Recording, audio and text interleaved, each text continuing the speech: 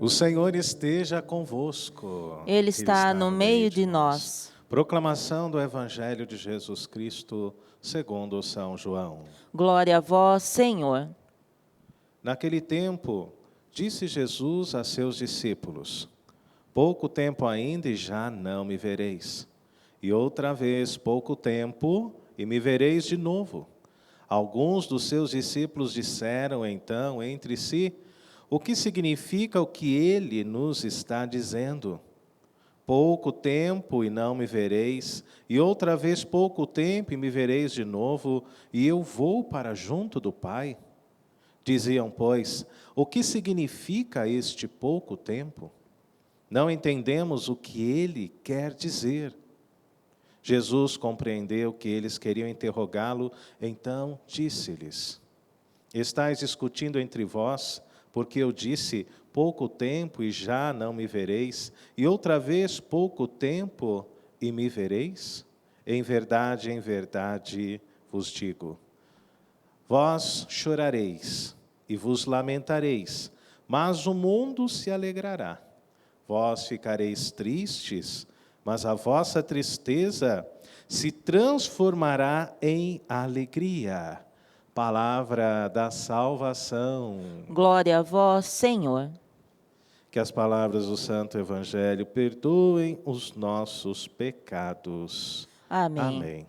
Queridos irmãos, queridas irmãs, diariamente o Senhor faz conhecer o seu poder salvador perante todos nós, perante todas as nações.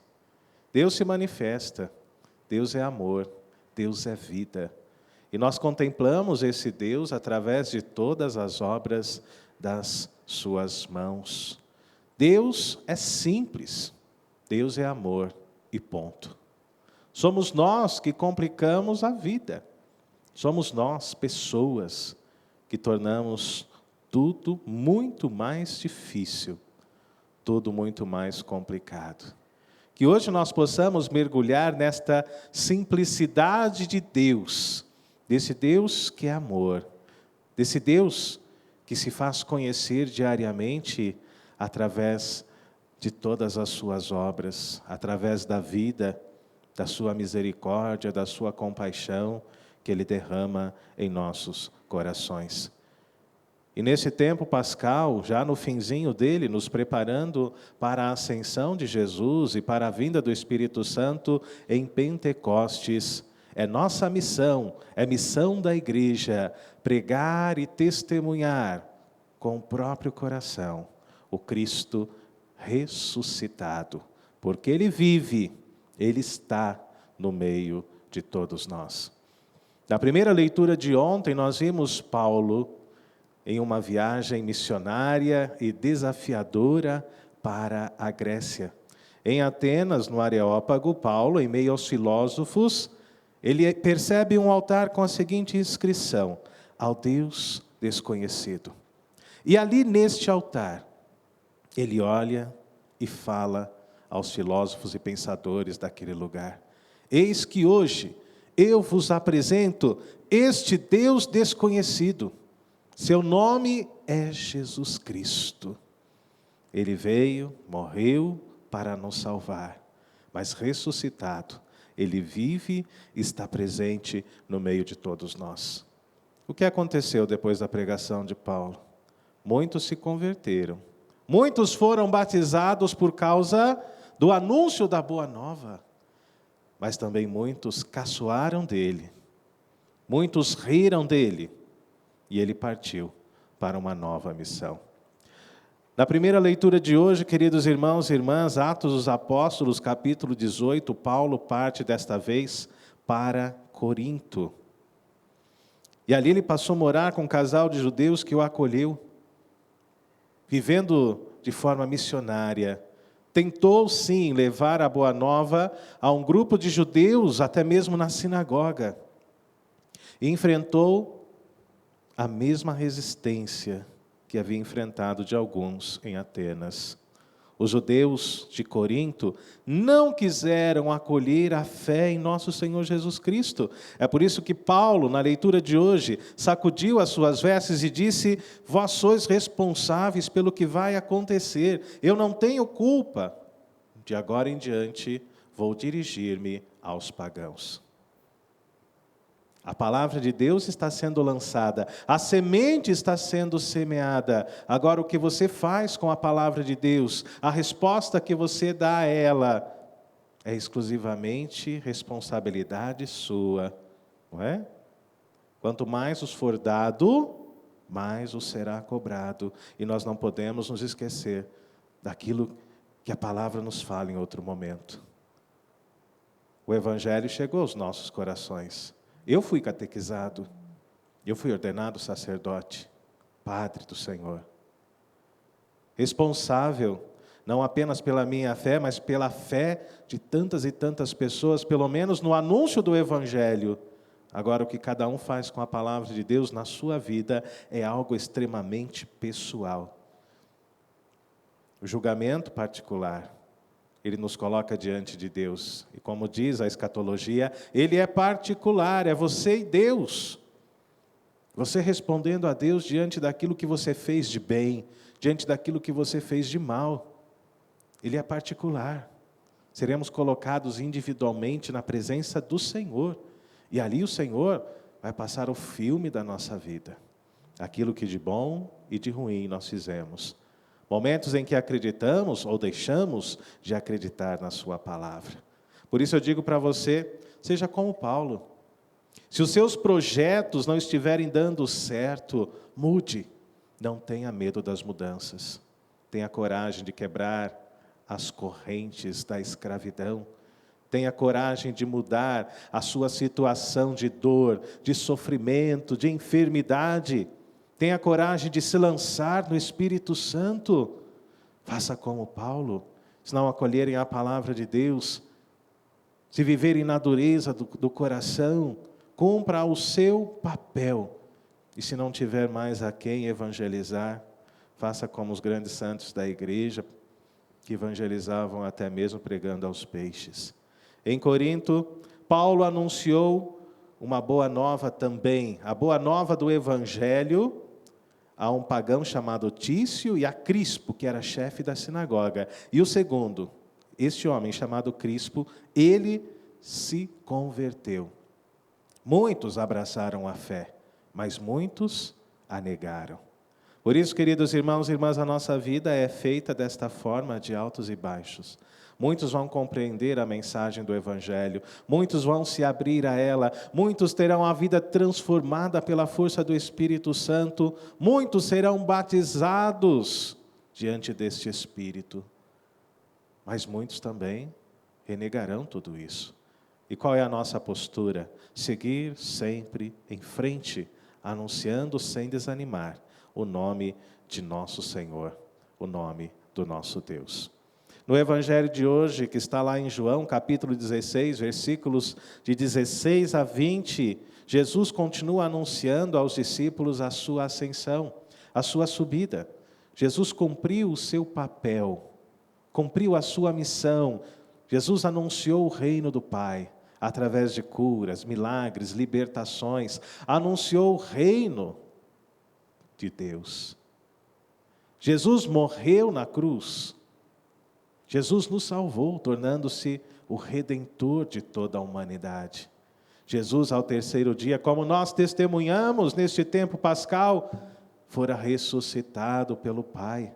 E vivo comeu com os discípulos, se manifestou a eles, cumpriu o seu papel, cumpriu a sua missão. E agora, amados, neste capítulo 16, prepara o coração dos discípulos para estes dois grandes eventos que se seguem na linha da história da salvação. A sua ascensão e a vinda do Espírito Santo em Pentecostes. Jesus disse aos seus discípulos hoje: pouco tempo ainda e não me vereis. Pouco tempo ainda e não me vereis. E outra vez me vereis de novo. E os discípulos não entendiam aquilo que Jesus falava. O que ele quer dizer com isso? não compreendiam as palavras de Jesus. E assim, muitas vezes, nós achamos que compreendemos e que estamos entendendo aquilo que Deus nos fala, mas nem sempre entendemos. Muitas vezes nós achamos que estamos cumprindo a divina vontade de Deus, mas não. Estamos cumprindo a nossa própria vontade. Manipulamos a evangelização, manipulamos a compreensão do próprio evangelho, muitas vezes diante daquilo que nós achamos que é o correto, daquilo que nós achamos que é certo. Será que nós entendemos diariamente a palavra de Deus, aquilo que Jesus nos fala, aquilo que Jesus nos ensina? E eu iniciei a reflexão dizendo que Deus é simples, que Deus age na simplicidade. Mas será que nós entendemos tudo isso? Será que nós entendemos, amados, o verdadeiro sentido do mandamento do amor? Quando nós não testemunhamos, é sinal de que não entendemos. Quando nos falta alguma coisa, é sinal de que não entendemos. Quando nos falta coragem, quando nos falta dedicação em viver, em colocar tudo isso em prática, é sinal de que não entendemos, ou até entendemos, ou nos negamos a colocar tudo isso em prática com obediência. Por isso, nós precisamos muito do Espírito Santo de Deus, para que na nossa convivência nós possamos nos respeitar mais. Eu amo, eu adoro Jesus, e eu vejo uma relação de Jesus com os seus discípulos diante de uma forma muito saudável. Jesus respeitava os seus discípulos.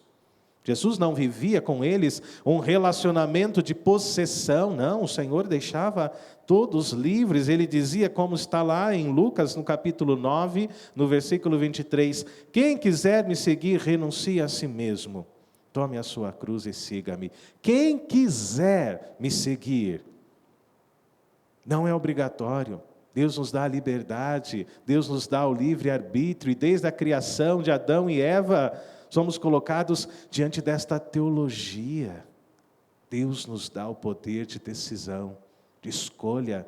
Jesus Cristo não nos obriga a nada. E mesmo quando nós respondemos de maneira positiva a este chamado, o Senhor nos respeita, o Senhor não nos sufoca, o Senhor não nos prende, o Senhor não nos escraviza, assim como está lá na palavra de Gálatas, capítulo 5, versículo 1. Foi para a liberdade que Cristo nos libertou.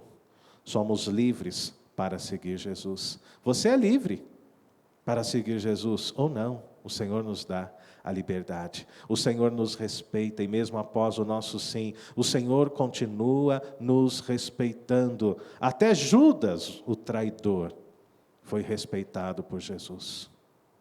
Em todos os momentos. E é esse respeito que falta muitas vezes à nossa família.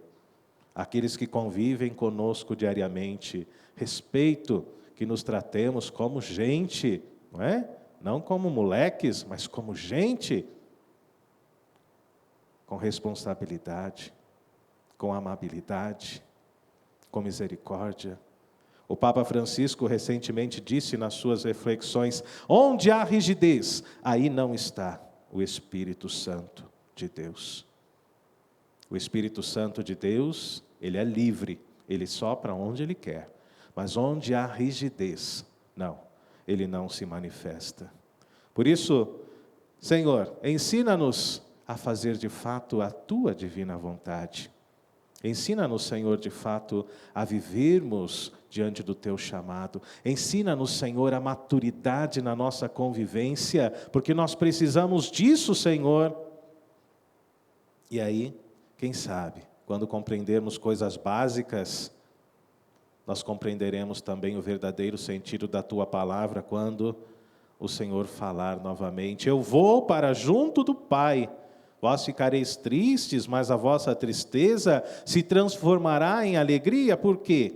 Porque o Senhor, Ele há de enviar o Espírito Santo, o nosso defensor, o Paráclito. Nós não permaneceremos sozinhos, como agora. Não estamos sozinhos. Você não está sozinha. Você não está sozinho. Deus está contigo, em teu coração. como dizia Santo Agostinho. Procurei Deus em tantos lugares, mas fui encontrar o Senhor aqui, olhando para dentro do meu próprio coração. E é assim que Deus se manifesta a cada um de nós. Peçamos a alegria do Espírito Santo, porque a alegria é a porta para a felicidade. Não viva carrancudo, reclamando de tudo, murmurando. Pessoas que não sorriem, como isso é triste. Pessoas que não se alegram com nada, pessoas que não dão risada, como é bom sermos pessoas alegres, não é? Pois a alegria é uma porta para a felicidade. E as crianças nos ensinam muito disso, através da gargalhada, do sorriso, uma alegria pura. Deixemos de lado os nossos medos, as nossas misérias, nos abramos a uma vida nova diante da graça e da força do Espírito Santo, não esta vida de rigidez diante do próprio Espírito, de resistência a Ele, mas que através da nossa liberdade, nós queiramos de fato ser homens e mulheres de Deus, conhecer o poder salvador de Jesus diariamente em nossa vida, pela ação e pela força do Espírito Santo.